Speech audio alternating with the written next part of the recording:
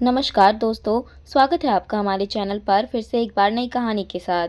तो चलिए बिना समय गवाए कहानी को शुरू करते हैं। रात के लगभग 12 बज रहे थे। शकुन की आंखों से नींद गायब थी। कुछ देर तो वह पलंग पर यूं ही लेटी रही, शायद नींद आ जाए, पर नींद तो जैसे रूठ गई थी। पलंग के सामने की दीवार पर लगी बड़ी सी घड़ी की सुइयां अपनी दूरी पर घूम रही थी, धीरे धीरे। साइड की दीवार पर लगी बड़ी सी पेंटिंग में लड़का फूलों का गुच्छा लिए अपनी प्रेयसी को निहार रहा था और प्रेयसी रूठने वाले अंदाज में खड़ी थी, समंदर की लहरों को देखते हुए। कुछ देर शकुन उस पेंटिंग को देखती रही, लेकिन नींद ने कसम ही खा ली थी कि वह नहीं आएगी।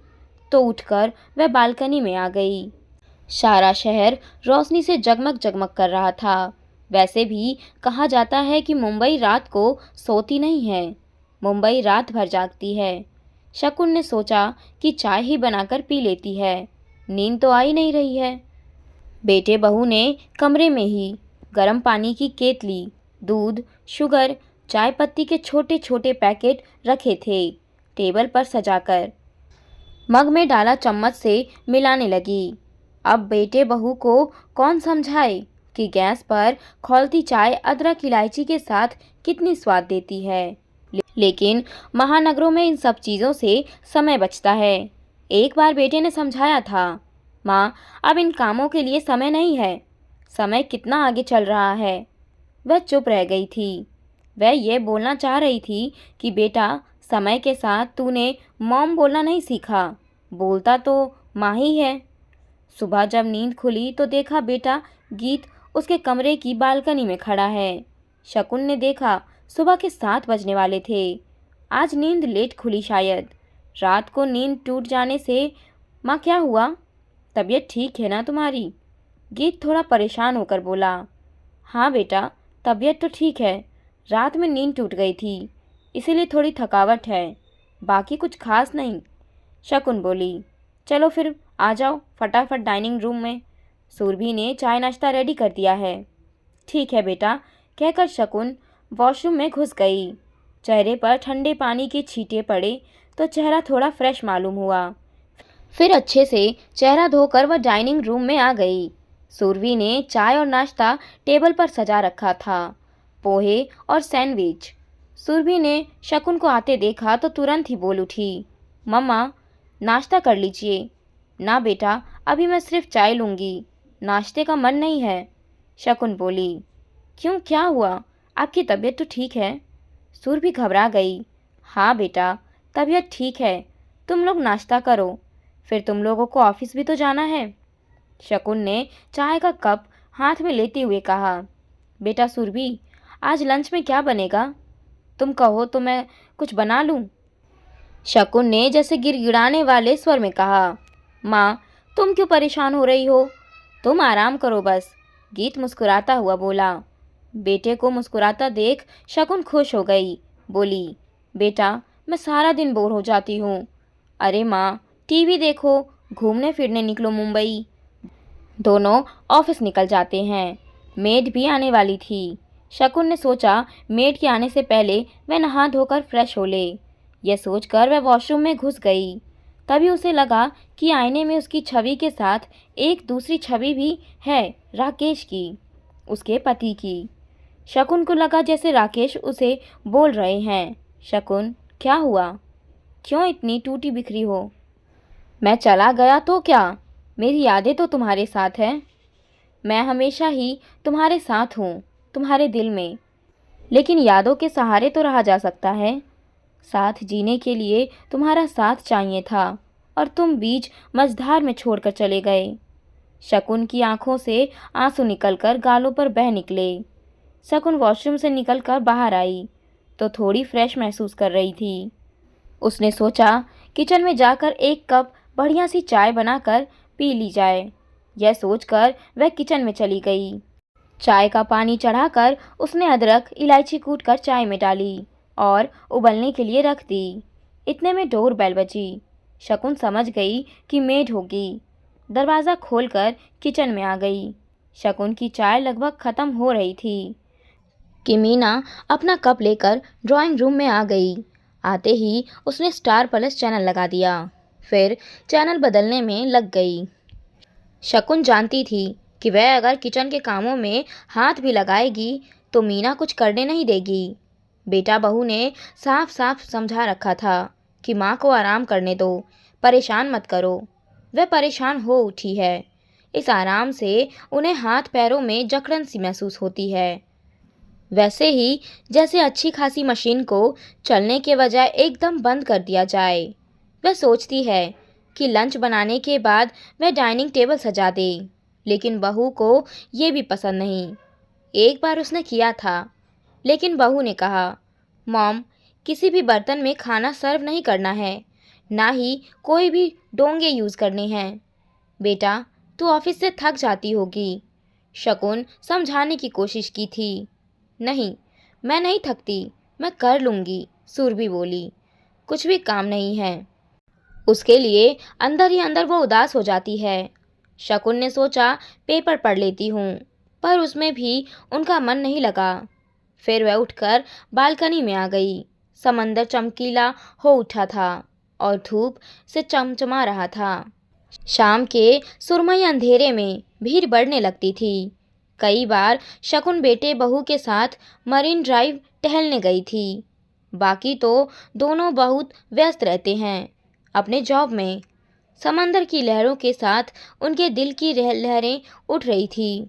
वो लगभग 1.5 साल पहले ही मुंबई आई थी। उसके सामने घूमने लगी वह सभी तस्वीरें जिसमें वह अपने पति राकेश के साथ राजेंद्र नगर, इंदौर के नज़दीक के बड़े से मकान में रहती थी। बेटे गीत का जन्म भी उसी मकान में हुआ था।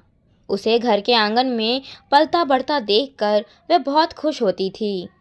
घर उसका उसकी पसंद से ही बना था, जिसमें आंगन उसने बनवाया था। सारे पेड़ पौधे उसी की पसंद के थे। उनकी कॉलोनी के सड़क के उस पार दिहाड़ी मजदूर और फैक्ट्री में काम करने वाले लोगों की बस्ती थी। उस बस्ती के बच्चों को शकुन पढ़ाया करती थी, जिससे उसकी शिक्षा का उपयोग भी होता था और मन में एक सुकून भी रहता था। वह समाज के लिए कुछ सकारात्मक कर रही है। शकुन के पति राकेश के इंदौर में मोबाइल की बड़ी सी शॉप थी। रुपए पैसे की कोई कमी नहीं थी। रोज़ सुबह 11 बजे वह शॉप पर जाते थे और रात में लगभग 10 बजे तक घर आते थे। 2 वर्कर भी थे शॉप पर। जब भी मौका मिलता नन्हे गीत को लेकर दोनों लॉन्ग ड्राइव पर निकल जाते थे। देखते देखते कब गीत बड़ा हो गया पता ही नहीं चला। कहते हैं कि सुख के दिन पंख लगाकर उड़ जाते हैं और दुख की एक रात भी भारी लगती है, पहाड़ जैसी। गीत ने इंदौर के ही प्रसिद्ध कॉलेज से सिविल इंजीनियरिंग किया था और मुंबई की एक अच्छी कंपनी में उसे जॉब भी मिल गया था। जबकि राकेश चाहते थे कि गीत मोबाइल की शॉप पर उनके साथ काम करे, जो गीत को पसंद नहीं था। राकेश ने भी कोई आपत्ति नहीं जताई। उसे तो बस गीत की इच्छा और खुशियों का ध्यान रखा था।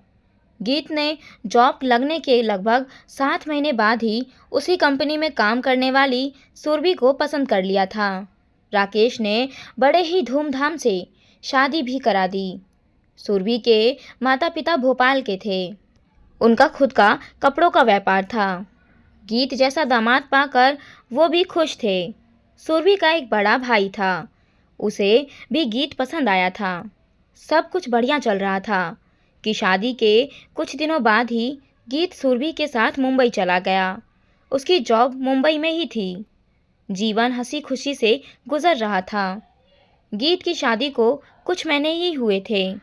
शकुन के जीवन में वह मनहूस रात आ गई थी। एक रात जब राकेश इंदौर से राजेंद्र नगर आ रहे थे तो उनकी कार का एक्सीडेंट हो गया। 4 दिन जीवन और मौत के संघर्ष करने के बाद राकेश ने शकुन को सदा के लिए अकेला छोड़कर संसार को अलविदा कह दिया। शकुन के जीवन में दुखों का पहाड़ टूट पड़ा। लगभग महीने भर बाद गीत और सुरभि ने इंदौर वाली शॉप किराए पर दे दी। राजेंद्र नगर वाले घर में ताला लगा दिया।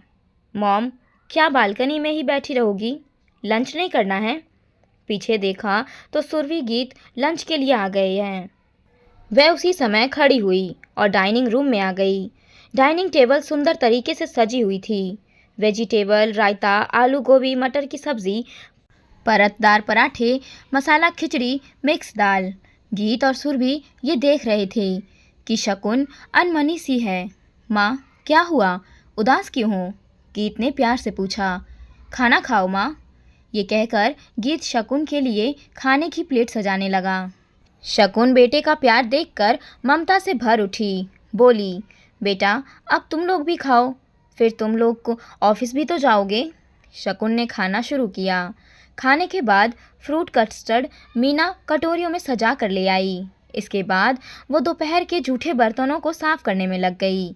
सुरभि और गीत ऑफिस जा चुके थे।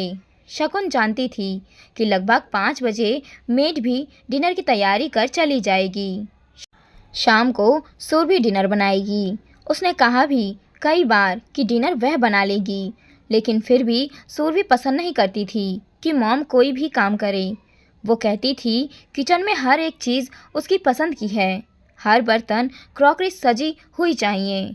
थोड़ा भी डिस्टर्ब करना उसे पसंद नहीं आता। वह चाहती है कि सब कुछ वही करे।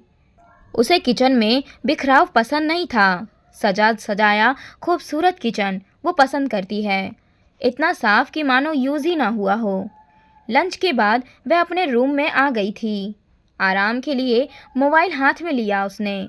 सोचा कुछ पुराने गीत सुन लेती हूँ। ईयरफोन लगाकर पुराने गीत राकेश को पसंद भी थे। दोनों जब लॉन्ग ड्राइव पर जाते थे पुराने गीत ही सुनते थे। तुम्हें मेरी मंज़िल, तुम्हें मेरी पूजा, तुम्ही देवता हो।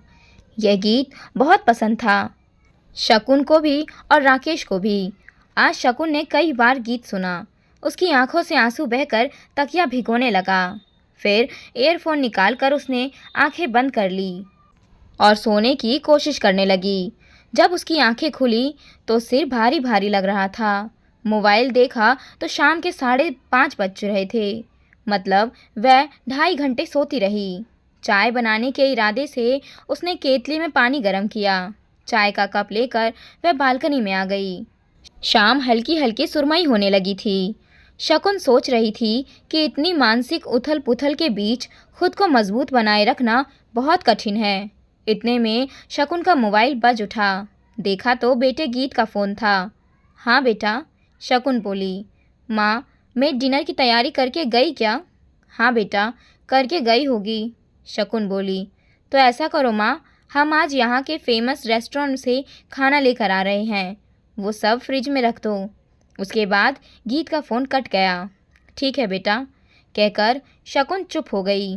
फिर चाय का कप लेकर किचन में सिंक में रखने के लिए गई तो देखा मेड ने डिनर के लिए सब्ज़ी काट रखी थी। आटा लगा रखा था।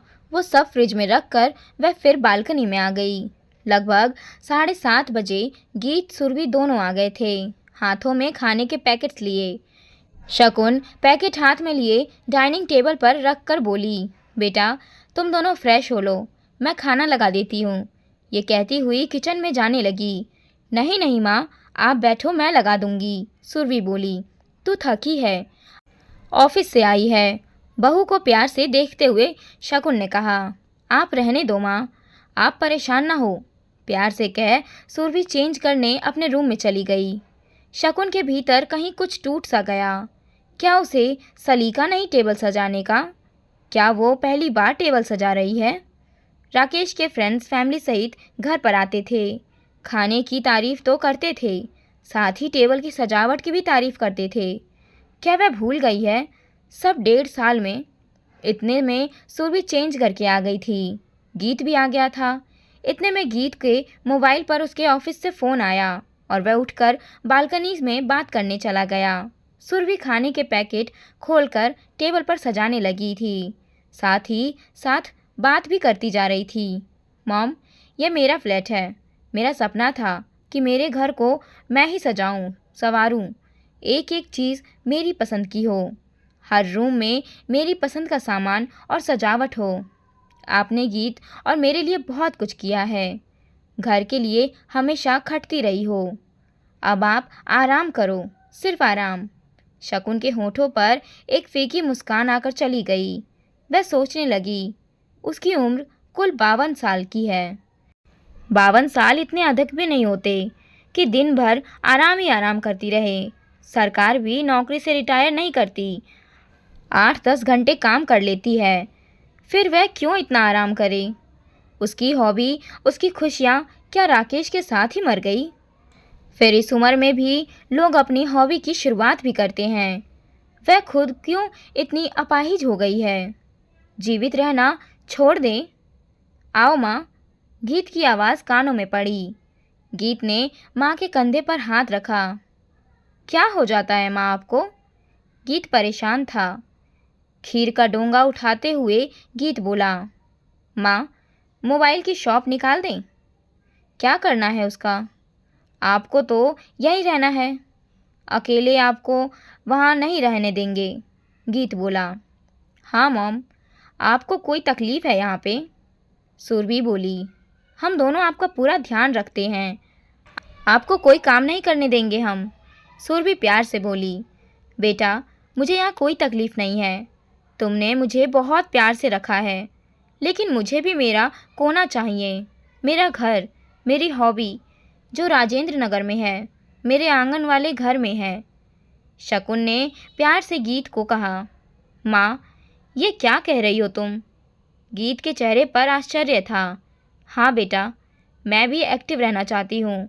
मेरी उम्र इतनी भी ज़्यादा नहीं है कि मैं दिन भर आराम करती रहूँ, घर का कोई काम भी न करूँ। बेटा, मेरा राजेंद्र नगर के लिए टिकट रिजर्वेशन करवा दे। मैं वहीं रहूँगी और तुमसे मिलने भी आती जाती रहूँगी। तेरे पापा की भी यादें जुड़ी हैं उस घर से। मोबाइल शॉप के लिए किराएदार को नोटिस दे दो। 2 महीने बाद वो शॉप खाली कर दे। शॉप पुराने वर्कर के साथ मैं देखूँगी। शाम को बस्ती के बच्चे भी पढ़ने आएंगे। शकुन ने अपना निर्णय सुनाया। गीत माँ को जानता था। माँ अपने निर्णय पर हमेशा अड़ी रहती है। शकुन संतुष्ट थी। उसे उसका कोना मिल गया था।